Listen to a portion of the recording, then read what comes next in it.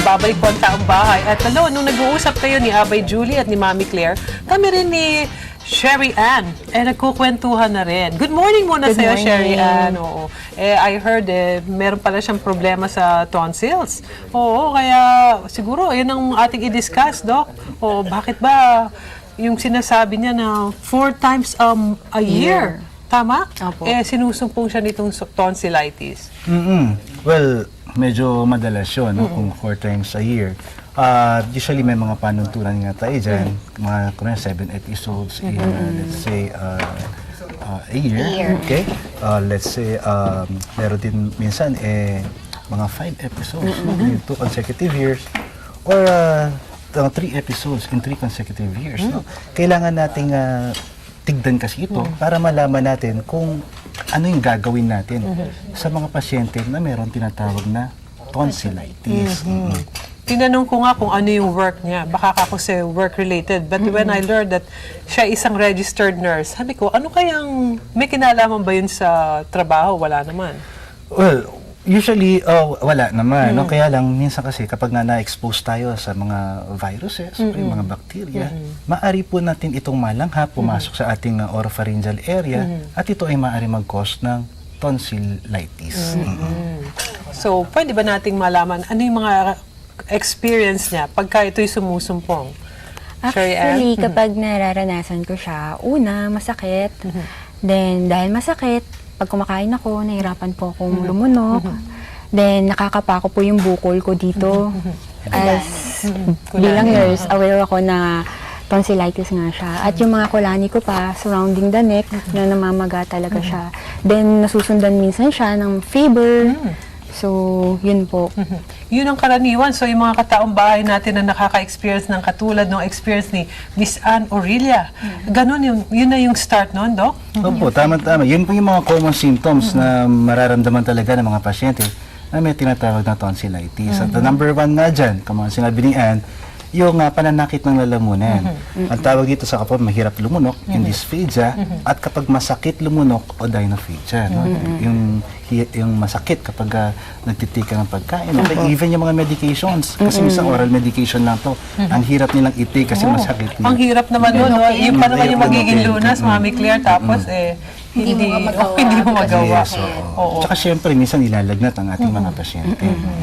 Pero yung lagnat na yan, pagka naramdaman mo na yung lagnat, ano ito, nagtutuloy-tuloy na or na-address naman agad pag nag-take ka nung sinasabi ni Doc? Opo, na-address naman po siya agad kapag tinik ko na siya. Kapag nag-take, usually binibigyan natin mga antipyretics ng mga pasyente. At ito ay pinapababa niya yung fever ng ating mga pasyente. Bakit kaya may mga taong mas prone sa tonsillitis? Ito ba dahil nga sa exposure, gaya nung nasabi mo, talagang may sadyang mas mahina ba yung kanilang immune system? Or sa ilang pag-aaral, alam mo, minsan meron din genetic make-up yung minsan mapapansin mo yung mga may tonsillitis, meron din yung kanilang mga magulang, yung kanilang mga ninuno, hereditary, namamana. So, ito ay isa sa mga kinukuhan natin kapag tayo ay gumagawa ng history taking, no? Tsaka yung physical examination. Ayan. Yung nabanggit din na exposure kasi nabanggit kanina ni Ann, yung bang sa lamig, sa init, both. Ito ba change of weather or what? Nakaka-apekto yun? Change of weather po sa ano? Kanina na pag-usapan nga natin, ito ay walang direktang apekto, pero maaari itong mag-cause ng inflammation. And later, kapag bumagsak mo yung yung resistensya mo, alam mo ito kasi mga bacteria dito ay resident siya ng oropharyngeal area talaga. Kaya minsan, kapag nung fauna, no? Kapag bumagsak ang ating resistensya, dumadami po ito, at ito ay maaaring mag-cause ng infection sa ating lalamunan. Kaya natin natanong kasi pag malamig yung panahon, di ba? Ganun na yung parang sabi niya, mas irritated daw.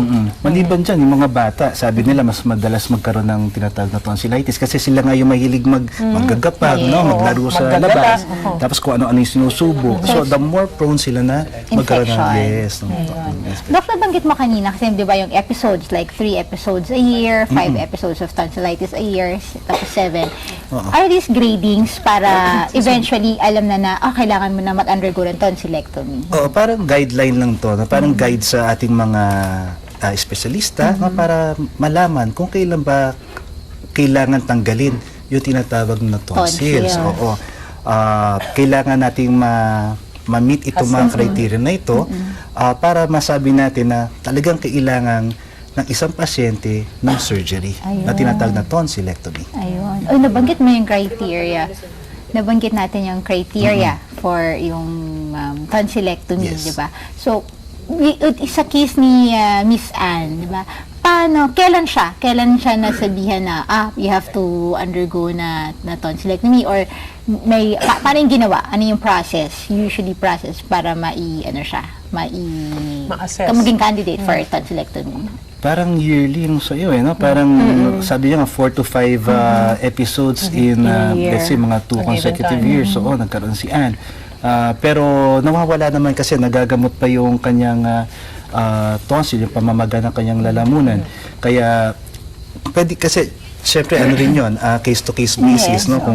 Kung ayaw ng pasyente magpa-opera, hindi natin sila Pwede mapipilit. pilitin. Ano ang advantage and Oo. disadvantage kung mag-undergo na siya even before sabihin, oy, ito ba pagka nag-undergo siya ng tonsillectomy, if that's how you call it, ito ba ay advantage on her part na, or baka mas hindi yata tama na at a very early stage nag-undergo na siya nun?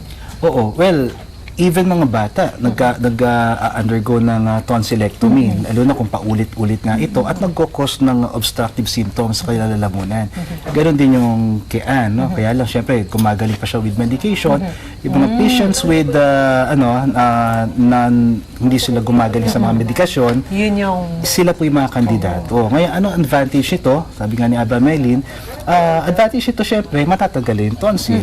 Wala na yung obstructive tissue doon.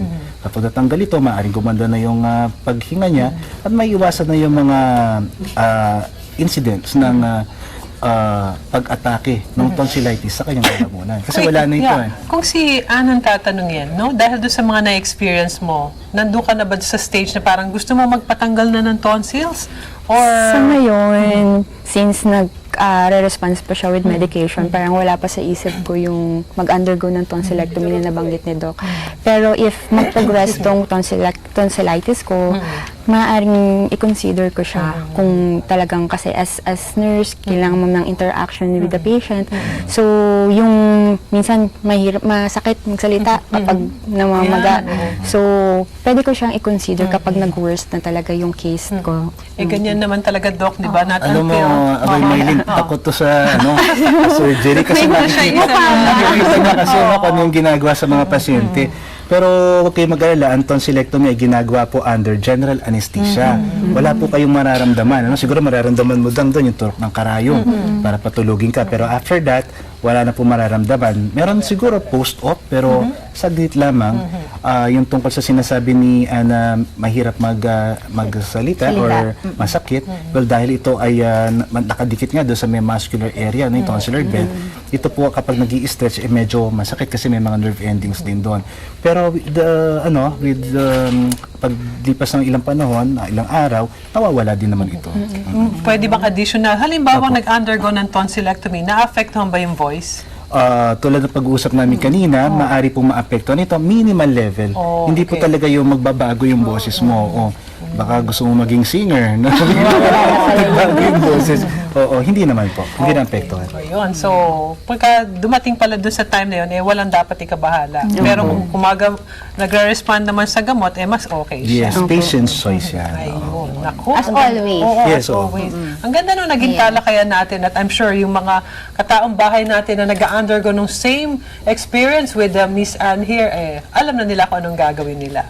Okay. Ay, nakakatulong ba? Okay. Yung hot water with salt? Opo, ito yung mag-i-ease ng pain dun sa lalamunan. Ayun, Nakatulong okay. yan. Parang ano lang siya, first aid. Pero importante talaga, magpapakonsulta. Tama yan. Naku, salamat sa iyo ulit, Doc. At Thank sa iyo rin sa you. pagbisita dito, Anne. At sa uulitin, Oo. pag meron pa tayo ulit ng mga ganitong talakayan, napakagandang matutunan ng ating mga katambahan. Iwasan din nila yung pag-inom, no? Kasi marami nagsi-self-medicate. So kaya kapag kunwari meron kayong naramdaman sa inyong lalamunan, huwag kayong magsi-self-medicate ng mga antibiotiko. Kailangan magpasuri kayo sa mga doktor, lalo na sa mga kasapi ng Philippine Society of Otolaryngology Head and Neck Surgery. Handa po kami tumulong sa inyo para magabayan kayo. Ayun. Si Miss Anne, baka meron siyang gustong batiin naman.